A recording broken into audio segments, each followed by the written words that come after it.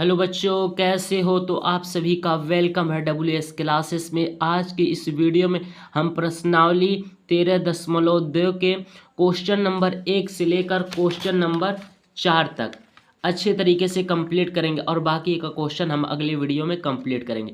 तो चलिए बढ़ते अपने क्वेश्चन की तरफ। सबसे पहले इसमें हमको कहा है कि पाई का मान 22/7 लेना। पहला क्वेश्चन क्या कह रहा है? कह रहा है एक ठोस एक अर्धगोले पर खड़े एक शंकु के आकार का है जिनकी त्रिज्या 1 सेंटीमीटर तथा शंकु की ऊंचाई उसकी त्रिज्या के बराबर है। इस ठोस का आयतन पाई के पदों में ज्ञात कीजिए। तो चलिए हम करते हैं प्रश्नावली। ये क्या है हमारा 13.2 क्वेश्चन नंबर पहला। हमको पाई का मान क्या लेना है? 22/7।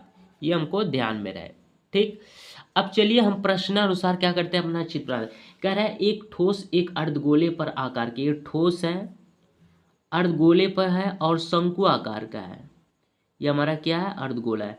बोल रहा है जिनकी त्रिज्या 1 सेंटीमीटर, यानी ये भी 1 सेंटीमीटर और इसकी अर्धगोले की भी त्रिज्या 1 सेंटीमीटर। तो यहाँ से अब हम लिखेंगे कि शंकु की त्रिज्या बराबर अर्धगोले की त्रिज्या, अर्धगोले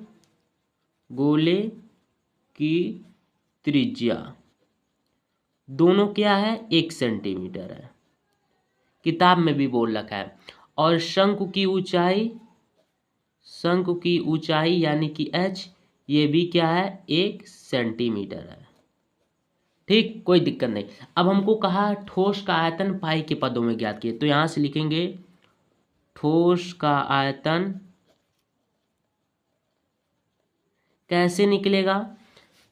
शंकु का आयतन प्लस अर्धगोले का आयतन जोड़ देंगे तो हमारा ठोस का आयतन निकल। तो यहां से लिखेंगे शंकु का आयतन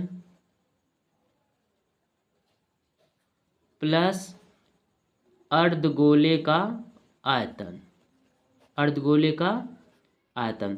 शंकु के आयतन का फार्मूला क्या होता है?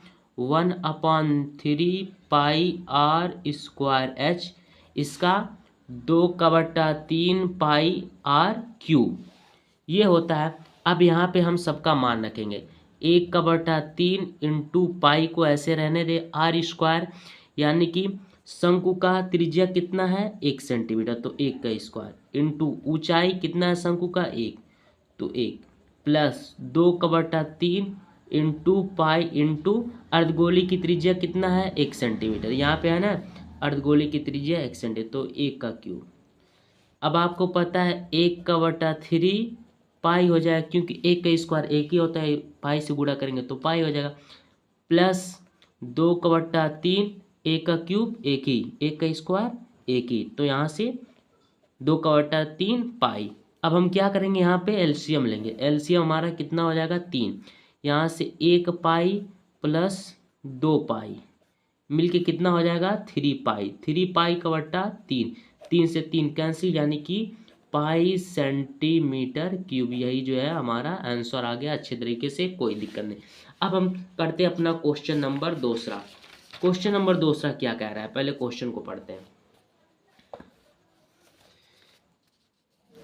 कह रहा है कि क्वेश्चन, एक इंजीनियर के विद्यार्थी रसेल्स एक पतली एल्युमिनियम की शीट का प्रयोग करते हुए एक मॉडल बनाने को कहा गया है जो एक ऐसे बेलन के आकार का हो जिसके दोनों सिरों पर 2 शंकु जुड़े हुए, मतलब बेलन हो और उसके ऊपर नीचे क्या हो? शंकु जुड़े हुए।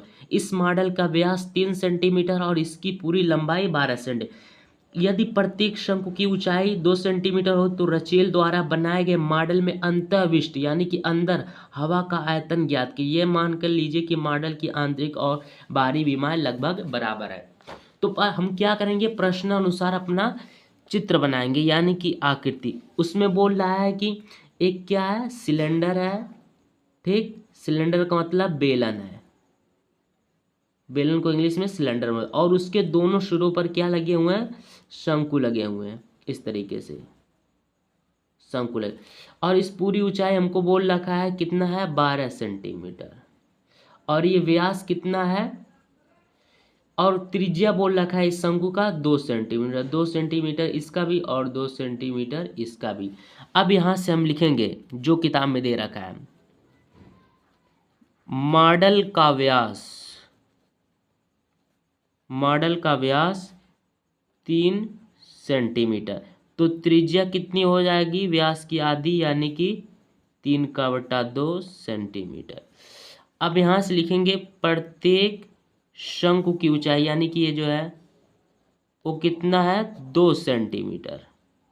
ठीक, तो बेलन की ऊंचाई कैसे निकलेगी, अभी हमारा बेलन की ऊंचाई नहीं निकला है, पूरे की ऊंचाई 12 सेंटीमीटर, तो बेलन की ऊंचाई कैसे निकलेगा, इन दोनों को हम जोड़ देंगे, 2 2 4 और 12 में से माइनस करें, यानी कि 12 - 2 2 4 इक्वल टू 8 सेंटीमीटर, यानी कि बेलन की ऊंचाई कितनी आ गई, 8 सेंटीमीटर। ठीक, कोई दिक्कत नहीं। अब हमको कहा है क्वेश्चन में कि मॉडल के अंदर हवा का आयतन ज्ञात कीजिए, तो यहाँ से लिखेंगे मॉडल के अंदर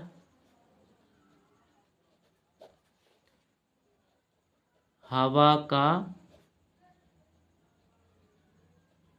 आयतन कैसे निकलेगा, बेलन का आयतन प्लस दोनों शंकु का आयतन, यहाँ पे लिखेंगे बेलन का आयतन प्लस दोनों 2 इंटू शंकु का आयतन, 2 शंकु है ना, 1 और 2, तो शंकु का आयतन। अब चलिए बेलन के आयतन का फार्मूला क्या होता है, πr² प्लस 2 इंटू 1/3 πr²। ठीक, यहाँ तक कोई दिक्कत नहीं। अब यहाँ से हम क्या करेंगे, पाई को ऐसे रहने देंगे और आर का मान, यानी कि बेलन का आयतन कितना है, 3/2 और स्क्वायर इंटू बेलन की ऊंचाई कितनी आई है, यहाँ पे देखिए 8, तो यहाँ पे करेंगे 8 प्लस 2 इंटू 1/3 पाई इंटू त्रिज्या कितना है, 3/2 का स्क्वायर इंटू एच जो हमारा कितना आया है, 2। ठीक, πr² इंटू एच 2 यहाँ से। अब हम क्या करेंगे, पाई को ऐसे रहने दे, तो ये हमारा कितना आ जाए, 3 त्रिक का 9, 9 8 72 का 2 दूना का 4। अब यहाँ पे करेंगे प्लस, यहाँ से हमारा हो जाएगा 2π/3 इंटू 3 त्रिक का 9 और 2 दूना का 4 इंटू 2। अब इसको काटेंगे, 2 दूना 4, 2 से 2 कैंसिल, 3 त्रिक का 9। ठीक, और ये हमारा यहाँ पे 2 नहीं रहा है, क्योंकि ऊंचाई जो हमारी यहाँ पे है, किसकी, बेलन की ऊंचाई ना 2 सेंटीमीटर दे रखा है, तो यहाँ से हमने 2 से 2 काट दिया, 2 दूना 4, 2 से 2 कैंसिल और 2 से 2, ये 3 त्रिक का 9, यानी कि इसको हम काट देंगे 4 से, तो 18 चौको 72, तो यहाँ से हमारा आ जाएगा 18 पाई प्लस ये हमारा कैंसिल और ये 3 पाई, यानी 18 पाई और 3 पाई मिलके हमारा कितना हो जाएगा, 21 पाई। अब पाई का मान हमको क्या लेना है, 22/7, तो चलिए यहाँ से 21 इंटू 22/7, 7 त्रिक 21, यानी कि 22 कितना हो जाएगा, 66 सेंटीमीटर स्क्वायर। आपको कोई दिक्कत नहीं, एकदम अच्छे तरीके से समझ में आ गया, कोई दिक्कत नहीं, आपको कोई परेशानी नहीं, सारा क्वेश्चन जो है अच्छे तरीके से हल हो गया। अब हम करते हैं अपना क्वेश्चन नंबर तीसरा। क्वेश्चन नंबर तीसरा क्या कह रहा है, यहाँ पे देखते हैं।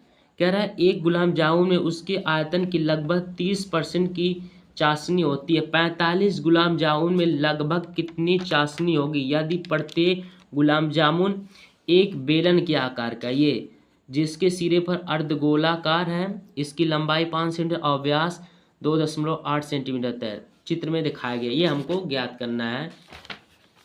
तो चलिए अब हम ज्ञात करते हैं।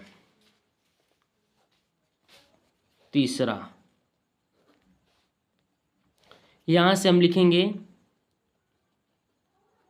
बेलन का आयतन का फार्मूला, पहले लिखेंगे क्या होता है, πr²h और फिर अर्धगोले के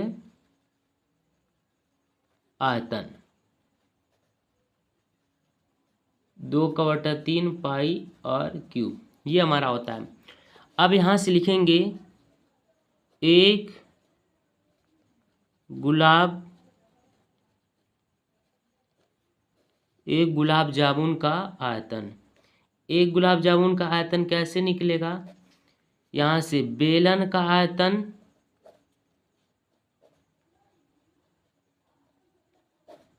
+2 इंटू अर्धगोले का आयतन, अर्धगोले का आयतन।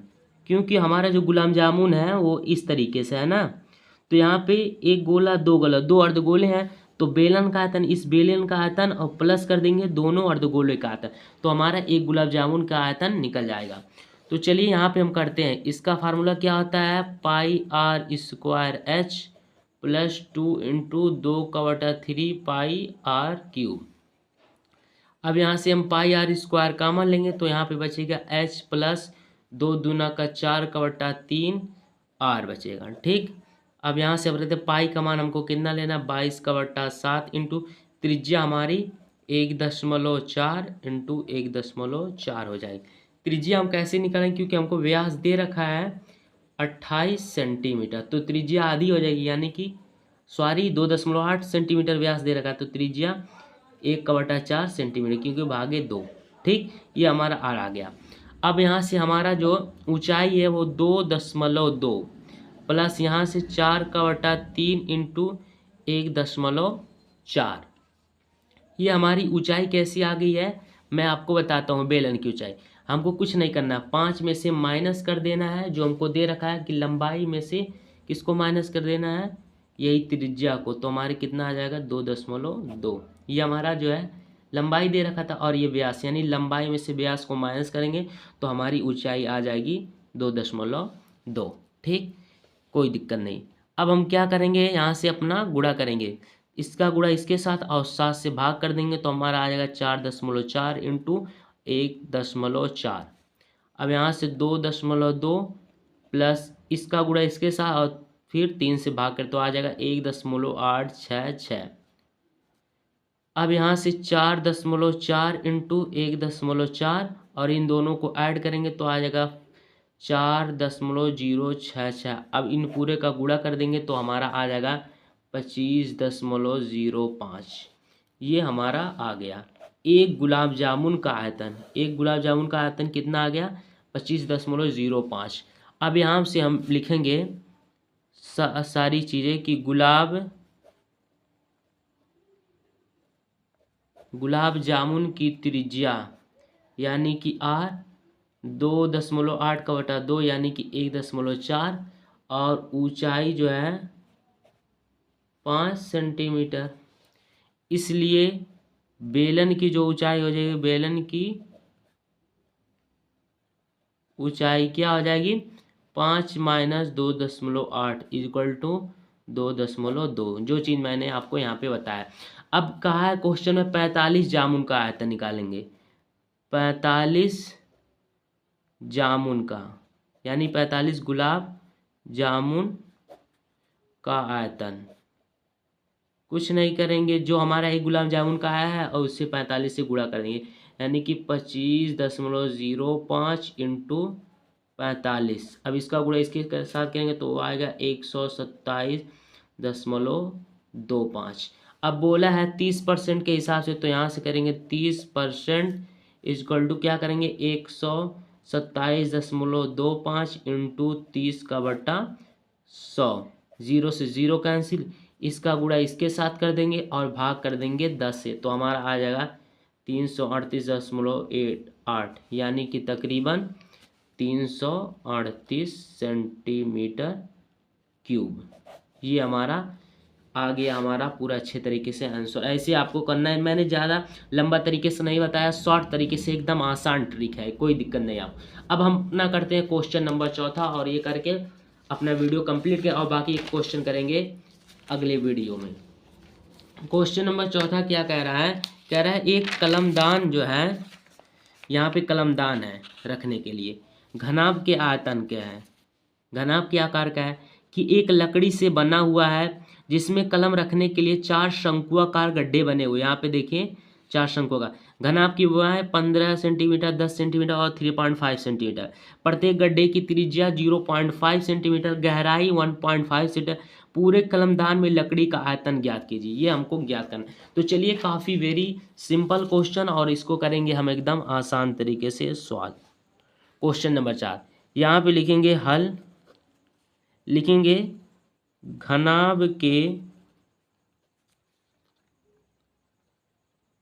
आकार का कलमदान, यानी कि लंबाई हमको दे रखा है 15 सेंटीमीटर और चौड़ाई 10 सेंटीमीटर और हाइट यानी कि ऊंचाई 3.5 सेंटीमीटर। अब यहाँ से हो जाएगा कलमदान का आयतन, यानी कलमदान जो है घनाभकार है, तो घनाभ का आयतन क्या होता है, लंबाई इंटू चौड़ाई इंटू ऊंचाई। ठीक, लंबाई हमारा कितना दे रखा है 15 इंटू चौड़ाई 10 इंटू ऊंचाई 3.5। अब इन तीनों का गुणा आपस में करेंगे तो आ जाएगा 525 सेंटीमीटर क्यूब। ये हमारा कलमदान का आयतन आ गया। तो यहाँ पे अब हम लिखेंगे प्रत्येक गड्ढे जो है शंकु के आकार के हैं, शंकु के आकार का है, मतलब इस तरीके से हैं।